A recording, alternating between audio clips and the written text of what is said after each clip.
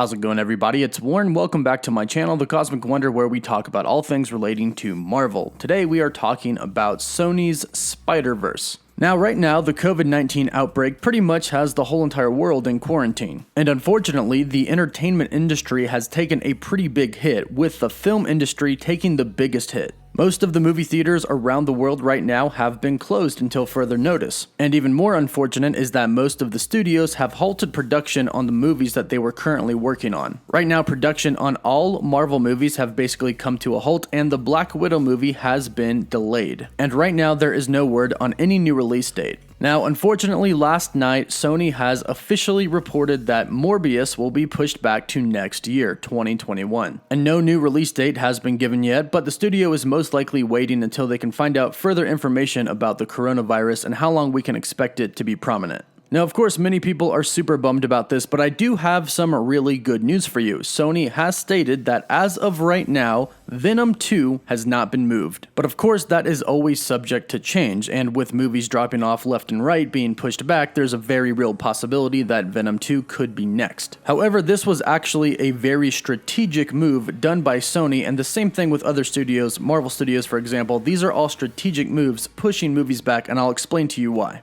As I mentioned, right now, most of all of the theaters around the world are closed, and we don't know when they're going to open back up. And right now, the production on most films/TV shows with Marvel specifically have come to a halt as well. And Sony is no different, and this pushes Marvel and Sony's timelines for their movie releases way back. Because if production cannot begin soon on all of these projects that these studios are working on, then their release dates are going to get pushed back as well. Until eventually, there's going to be a time, which is really right now, where there are going to be no movies released for a very long time. So essentially, what Sony has just done with the cancellation of Morbius, Ghostbusters, and Afterlife is fill slots that they're going to need next year for movies that they're going to have to push back. Basically reordering a bit their release schedule because, like I said, Venom 2, as of right now, is still scheduled to come out on October 2nd of 2020. And the same exact thing goes for Marvel. Black Widow most likely won't come out for another few months, and this could push the release date of The Eternals back a little bit as well. In fact, the entire Phase 4 slate, unfortunately, could all be pushed back by several months. It was reported a couple of weeks back that it would not affect the timeline of Marvel's Phase 4. However, a lot has happened since then, including just last night, the extension of the lockdown in the United States at least, to be extended until the end of April. So right now, unfortunately, a lot is unknown with the studios.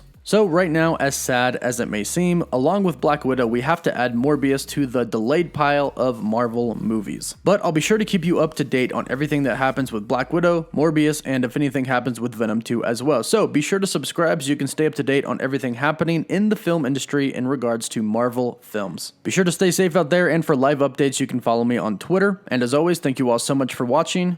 Woof woof.